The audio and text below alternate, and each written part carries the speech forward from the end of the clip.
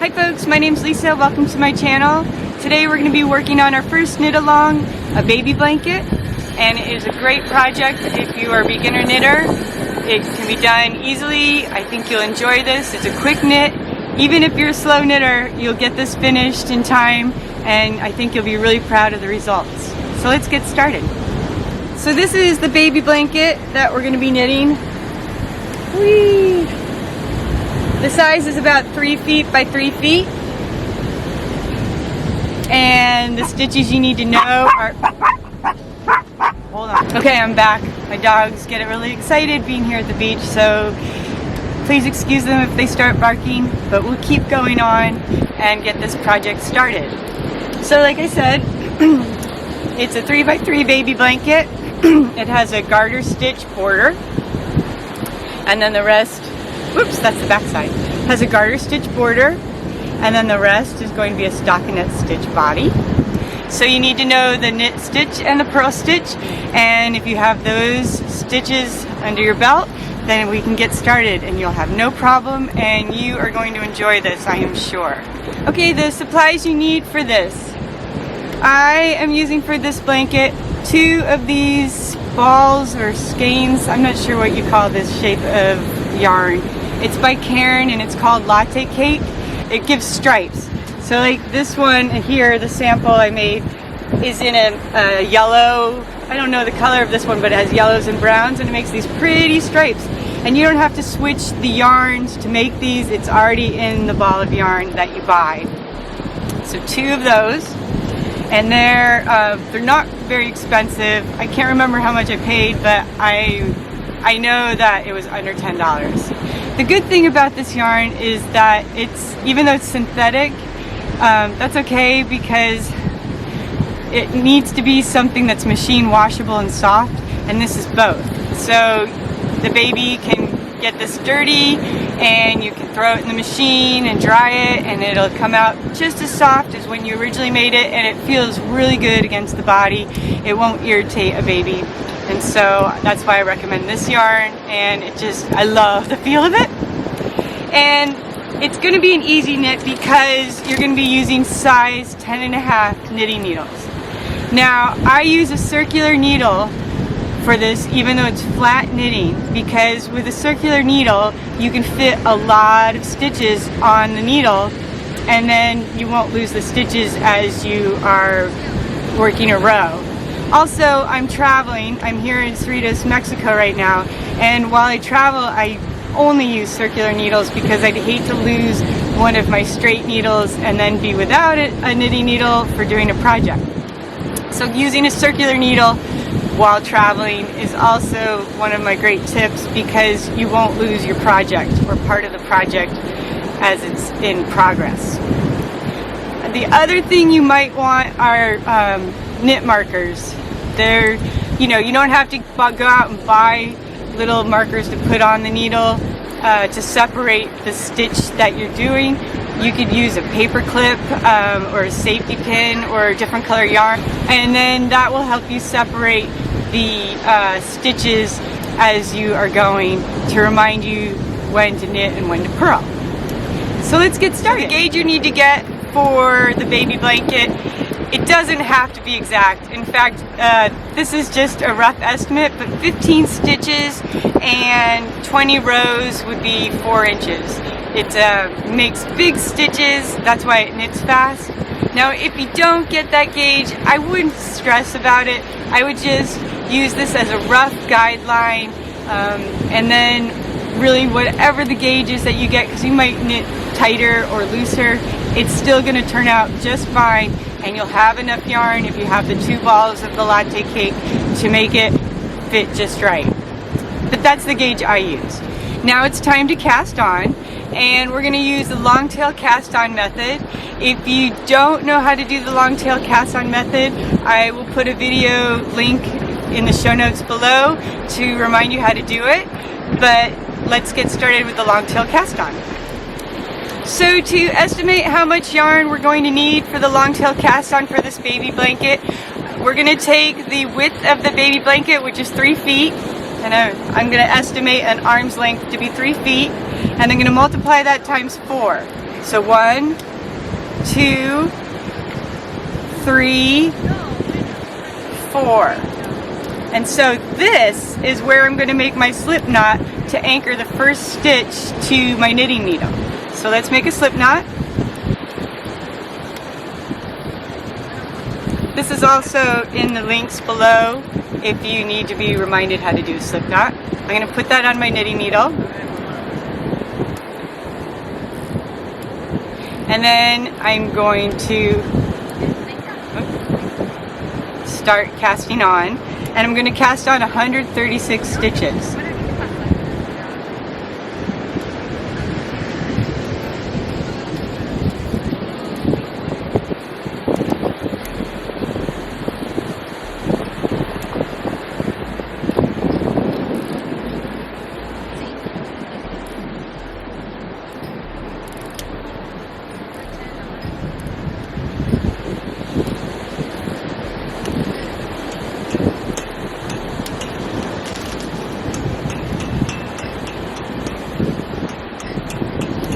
Remember, with the long tail cast on, the long tail yarn is over your thumb, the working yarn's over your finger. Take your knitting needle and go under the thumb, over your finger, through the loop, and off the thumb.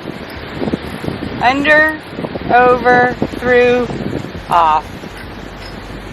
Under, over, through, off. And we'll continue.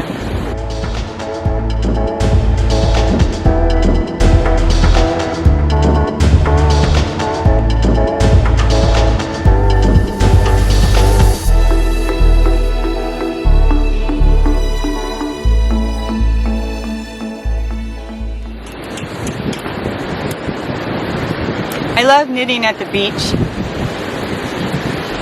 It's just a nice relaxing thing to do. And I'm here all winter down in Mexico, so I've been knitting a lot.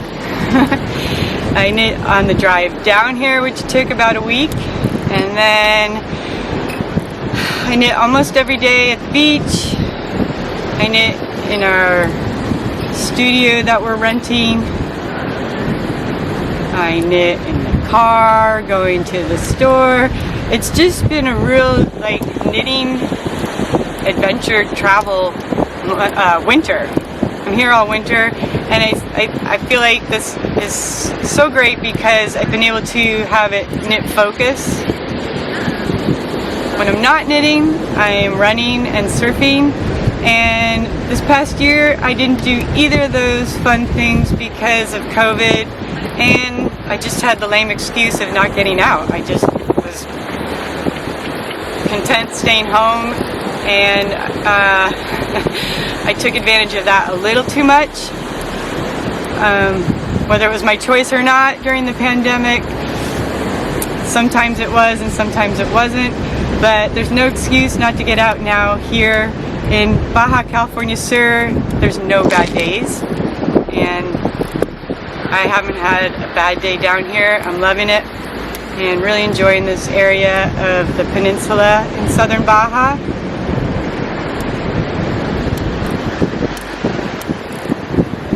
So glad we brought the dogs.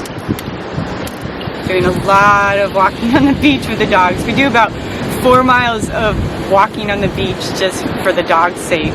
So that's been really great too.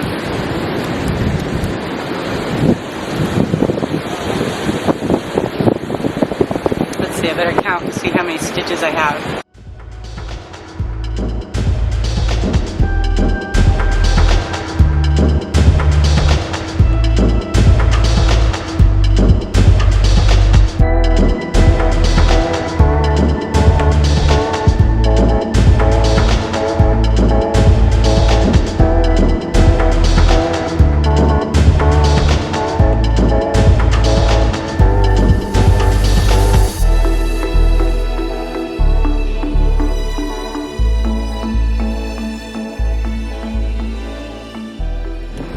Okay, I've cast on 136 stitches. I've counted it twice.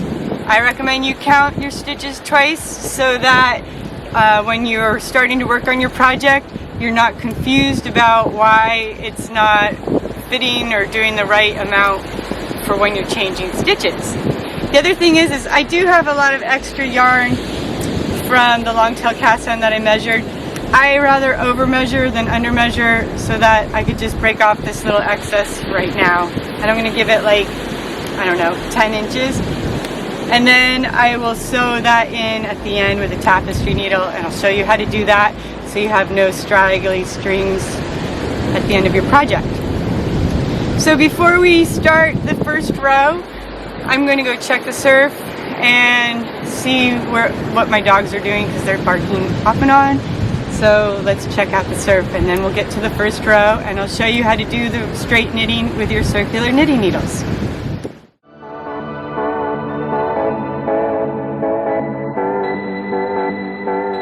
Ooh, the wind's picking up, so I hope you can hear me.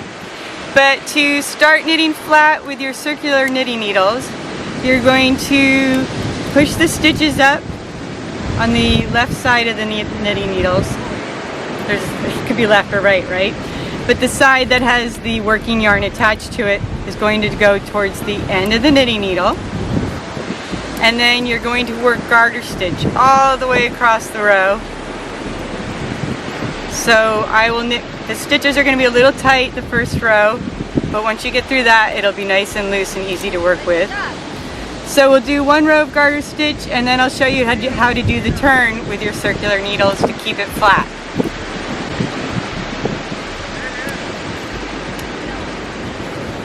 And don't worry about the tail end of the yarn, just hold that maybe with your remainder fingers on your knitting needle and then you can just start knitting the garter stitch.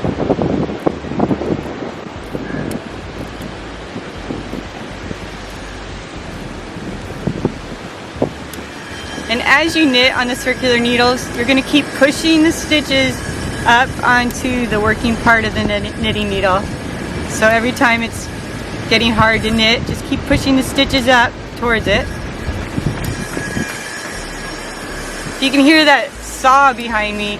It's because they're doing construction here.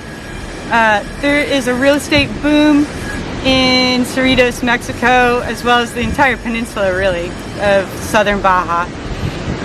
And they're building a hotel right next to the beach here, and they are progressing so quickly. It's amazing how fast they can work. I feel like the next time I come here, this whole place will be built up. Right now there's a lot of lots available, but I know that they're being sold and bought really quick. So I imagine the development here is just going to continue to skyrocket.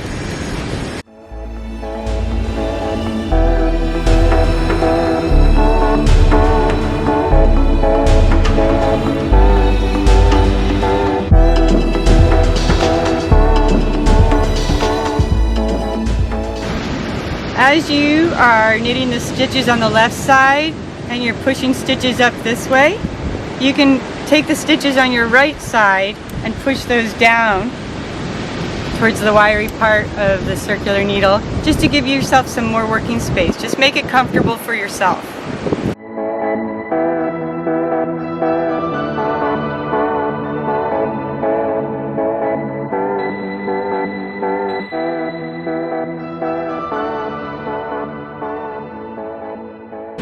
About halfway through the first row. Remember, garter stitch to go in, around, through, and over. In, around, through, over. Just keep that mantra and you won't even be thinking about it soon. You probably already don't even think about it.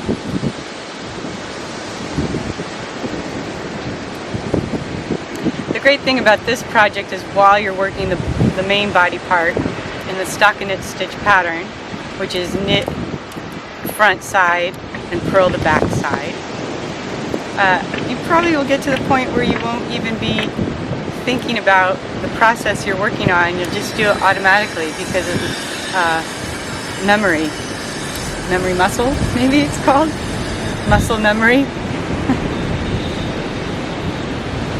And then maybe you can start working on it and be doing something else enjoyable as well, like watching your favorite movie. So sitting on the porch, looking at the scenery, or being at the beach like myself, enjoying the sun and the waves. That would be cool.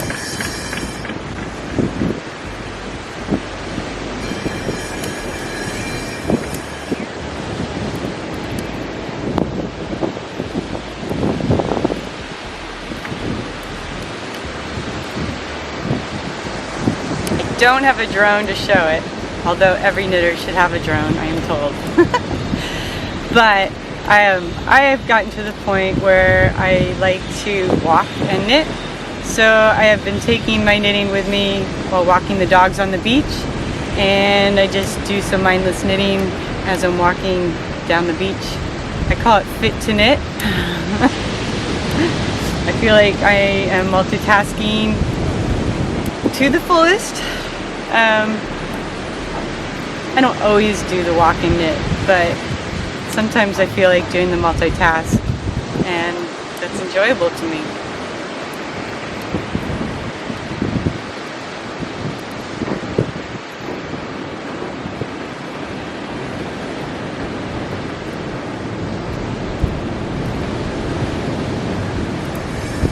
Okay, we're finishing up the first row of garter stitch for the baby blanket. It looks a lot of stitches on that needle, but the stitches have loosened up, so this second row is going to be really easy. And so what you do when you finish the row, I just finished my last stitch, all the new stitches have been transferred to the right side of the needle. So my right hand now has the knitting needle and the working yarn in my right hand, and the left side is empty. So just like when you use straight needles, you're going to be turning the work so that the working yarn is in your left hand and the empty needle is in your right. So let's turn the work. Okay, now you have the working yarn in your left hand and the empty needle in your right hand, and that way you're not going to be attaching it so you work in the circular mode like a hat. You're keeping it flat this way. Just always remember, a new row has the working yarn in the left hand and the empty needle in your right hand. If you have it and you do that every row, you won't get this mixed up and you'll be able to continue knitting flat. So we're going to start the second row of the garter stitch just as we would with two straight needles. Empty needle into the first stitch of the left needle, and then begin knitting. And just remember, when you're learning to work with circular needles for the first time, to keep the mindset like it's two needles, two straight needles, where the working yarn is in your left hand and the empty needle is in your right hand whenever you start a new row. Okay, now I'm going to be knitting a total of 7 rows of garter stitch, and then I'm going to be placing markers on the 8th row to divide where stitch changes will occur. So when we get to the 7th row, I will show you how to count those rows to make sure you have 7 rows, and I will also show you where to place the stitch markers. So I'll see you back at the knitting circle next time.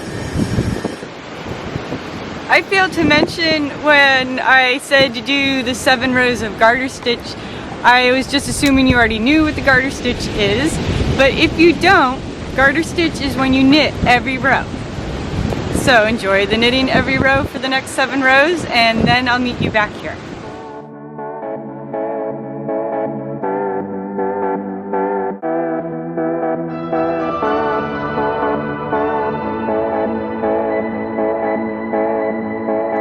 One thing I wanted to point out while you are working with your circular needles and you're in the middle of the row is you might all of a sudden get confused on where you're working the row. So the way you would know is, while you're knitting the stitches, your working yarn is going to be on the right side of the needle, and the remaining stitches will be on the left side of the needle and will not have any working yarn attached. So look, the working yarn is attached to this right needle. So I know that then that this has to go in my right hand, and then I will be knitting into the stitches on the left needle that have no working yarn attached to it. That's how I know which side, which direction I should be going. So remember, working yarn on the right side of the needle, no working yarn on the left needle.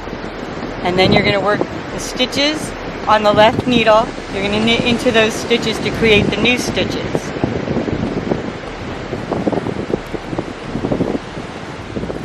Okay, I have finished the 7 rows, and I am going to show you back home what the 7 rows look like in garter stitch so you can be able to count the rows properly. And I will also be showing you where to place the markers for the stitch changes in the following rows. So until then, I'm going to get suited up and go surf because my husband's coming in and he can watch the dogs while I go out and play. So I'll see you in a little bit.